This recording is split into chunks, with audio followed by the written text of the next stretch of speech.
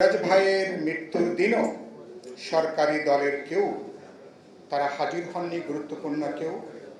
এমনকি সরকারি দল সরকারি দিক থেকে আনুষ্ঠানিক কোনো শোক বিবৃতি পর্যন্ত দেওয়ার সাধারণ যে গণতান্ত্রিক সৌজন্য, এটা পর্যন্ত আওয়ামী লীগ সরকার সরকারি দল তারা দেখাতে পারেনি। এতই তাদের হীনমন্যতা, সিরাজ ভাইকে নিয়ে তাদের অজানা আতঙ্ক এই পর্যায়ে। ফলে আওয়ামী লীগের আচরণের মধ্য দিয়ে মুক্তিযুদ্ধকে তারা ছোট করেছেন, মুক্তিযোদ্ধাদেরকে তারা হেয় করেছেন।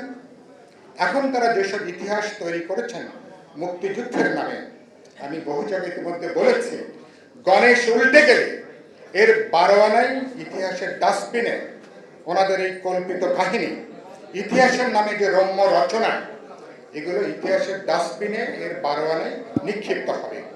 সেখানে সিরাজুল আলম খান, তিনি আপনারা জানেন, আওয়ামী লীগের ভেতর দিয়ে তিনি স্বাধীনতার স্বপ্নটাকে বাস্তবায়ন করতে চেয়েছিলেন এবং তিনি চেষ্টা করেছেন। কিন্তু এখন আপনি আম গাছে তো আর কাঁঠাল চাইলে হবে না, সুতরাং শুধু সেই জায়গা থেকে পরবর্তীকালে তিনি এদেশের মুক্তিযুদ্ধের মধ্য দিয়ে যে তরুণ যুবক, যে মানুষের নতুন মুক্তির জন্য, অধিকারের জন্য যে স্বপ্ন জাগানিয়া কোটি মানুষের যে আকাঙ্ক্ষা, আওয়ামী লীগ সেটাকে ধারণ করতে না পারার জন্য তিনি আলাদা অবস্থান গ্রহণ করেছিলেন। জাসদের উদ্যোগ, ছাত্র তরুণদেরকে নতুনভাবে ঐক্যবদ্ধ করা, জানেন, সে উদ্যোগ তিনি গ্রহণ করেছিলেন। সামাজিক বিপ্লবের মাধ্যমে বৈজ্ঞানিক সমাজতন্ত্র, আমি জেএসডি নেতৃবৃন্দের বিশেষ করে মনোযোগ আকর্ষণ করছি। আমি ঢাকা বিশ্ববিদ্যালয়ে যখন পড়ি তখন থেকে, বা ঢাকার বাইরে যখন ছিলাম, এটাই তাদের প্রধান স্লোগান ছিল বহু বছর ধরে, সামাজিক বিপ্লবের মধ্য দিয়ে বৈজ্ঞানিক সমাজতন্ত্র তারা কায়েম করবেন। পরবর্তীকালে জাসদ বা পরবর্তীকালে জেএসটি এই ধ্বনি বা এই স্লোগানটাকে তারা কিছুটা পরিবর্তন করেছেন।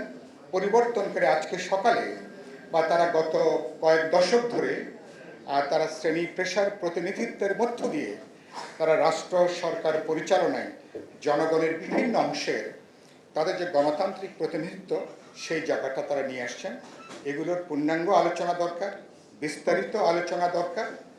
আমরা সিরাজ ভাই তার সারা জীবন ধরে সমস্ত কাজ সঠিক করেছেন, কোথাও তিনি ভুল করেননি, এরকম চিন্তা করাটা বোকামি হবে।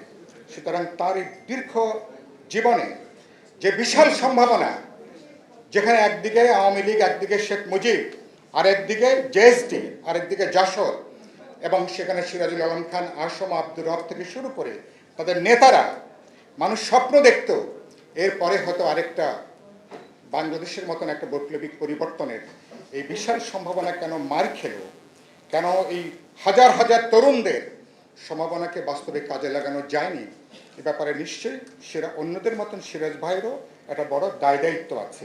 এগুলোকে আবেগের বাইরে যে ভবিষ্যতের জন্য এগুলো চিন্তা করা দরকার, ভাবা দরকার, বিশ্লেষণ করা দরকার। কিন্তু গুরুত্বপূর্ণ যেটা, সিরাজ ভাই অসাধারণ দেশপ্রেমিক মানুষ, তিনি একজন পেশাদার বিপ্লবী মানুষ তিনি, এবং আমি জেএসডির ঘরানার বাইরে যারা তার স্নেহ ভালোবাসা পেয়েছেন, সম্ভবত আমি তার মধ্যে একজন হব। তার কাজিন ফরাদ মাজারের মধ্য দিয়ে তার সাথে আমার যোগাযোগ, আমাদের রামপুরের বাসায় কয়েকবার যাওয়া, ফ্রান্স রেভলিউশন সহ ট্রটস্কির বিখ্যাত লেখা ফ্রান্সের উপরে, এটা সিরাজ ভাই এরকম অনেকগুলো গুরুত্বপূর্ণ বই 80-র দশকে তিনি আমাকে দিয়েছিলেন। কিন্তু জীবনের শেষ দিকে আরও অনেক কথাবার্তা বলার সুযোগ ছিল, নানা কারণে সেটা হয়নি। আমি যেটা বলে কথাটা বলতে চাই, সিরাজ ভাইয়ের এই সমস্ত জায়গাটা আমাকে বারবার করে জেএসডির সাধারণ সম্পাদক বলছিলেন যে আপনারা এই অংশীদারিত্বের গণতন্ত্রের ব্যাপারটা নিয়ে আপনারা একটু কথা বলবেন। আমার কথাটা খুব চুম্বক কথা, যেটা আম্বিয়া ভাই কিছুটা বলবার চেষ্টা করলেন। বাংলাদেশের এখনকার সমস্যাটা কি? সমস্যাটা হচ্ছে একেবারেই আমার গণতন্ত্রের সমস্যা। সমস্যা হচ্ছে আমার ভোটের সাধারণ যে অধিকার, নাগরিক অধিকার, সাংবিধানিক অধিকার, সে অধিকার এখন নাই। এবং আওয়ামী লীগ বাস্তবে বাংলাদেশের গণতন্ত্রের প্রধান প্রতিবন্ধক, প্রধান বাধা হচ্ছে বর্তমান সরকার এবং আওয়ামী লীগ। এটা কি সত্য কথা এটা? এবং এখানে সারা দুনিয়ার কর্তৃত্ববাদী সরকাররা, রাশিয়ার পুতিন বলি আর ভারতের নরেন্দ্র মোদী বলি, একই ধরনের। তারা সেখানে একটা ফ্যাসিবাদ কর্তৃত্ববাদী শাসন তারা সেখানে বহাল রেখেছে। আপনারা দেখেছেন ভারতের ন্যূনতম যেটুকু গণতান্ত্রিক পরিসর ছিল, মানুষ ভোট দিতে পেরেছে এবং ভোট দেওয়ার জন্যে নরেন্দ্র মোদীর রাম রাজত্ব প্রতিষ্ঠা করবার তার যে স্বপ্ন, মানুষ সেটাকে ভেঙে দিয়েছে। ভারত এই নির্বাচনের মধ্য দিয়ে একদলীয় শাসনের যে বিপদ, সেই বিপদ থেকে একদিকে রক্ষা পেয়েছে। ভারতের বহুত্ববাদী যে সংবিধান, সেটা কিছুটা রক্ষা পেয়েছে। নরেন্দ্র মোদীর মুসলিম বিদ্বেষী, চরম হিন্দুত্ববাদী, বিভাজনের সহিংস তার যে সাম্প্রদায়িক রাজনীতি, সেটা হোঁচট খেয়েছে। নরেন্দ্র মোদীর ভাগ্য এখন ঝুলছে দুটো রাজনৈতিক দল এবং বিশেষ করে দুই রাজনীতিকের উপরে। আপনারা জানেন নীতিশ এবং দক্ষিণের যে নাইডু, এবং এই দুজনের উপরেই নরেন্দ্র মোদীর ভাগ্যটা এখন ঝুলছে। ফলে তিনি চেষ্টা করলেও ফলে ভারতের সেই একদলীয় দখলদারিত্বের জায়গাটা তিনি কার্যকর করার মতন পরিস্থিতিটা নাই।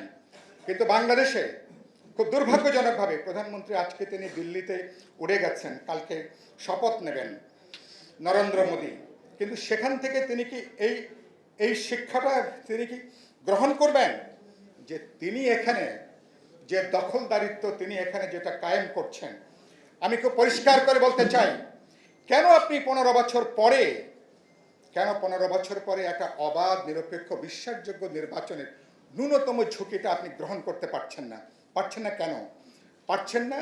সব স্বৈরতন্ত্রীরা মনে করে দেশটা ওদের জমিদারি, সব ফ্যাসিবাদীরা মনে করে মানে ওদের দেশটা ওদের বাপদাদার সম্পত্তি ওদের।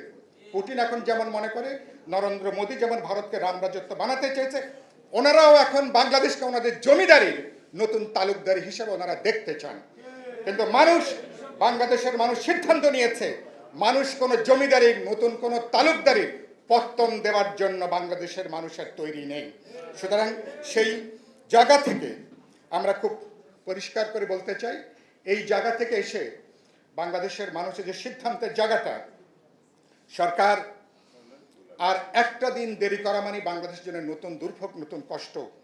সরকার যে বাজেটটা দিয়েছে, পুরো একটা লুটের বাজারের একটা বাজেট, যেখানে ব্যাংকগুলো খালি, অর্থনৈতিক প্রতিষ্ঠানগুলো বিপর্যস্ত, যেখানে বাস্তবে বাজেট অর্থমন্ত্রীর কালকে রাগ, খুব বিরক্তি ওনার বাজেট উত্তর যে সংবাদ সম্মেলনে সেটা প্রমাণ করে দিয়েছে সরকার পুরোপুরি একটা বেসামাল অবস্থার মধ্যে সরকার আছে। সরকারের মধ্যে চূড়ান্ত একটা বেসামাল পরিস্থিতি, অস্থির অনিশ্চিত পরিস্থিতির দিকে পুরো দেশটাকে সরকার এখন নিয়ে গেছে।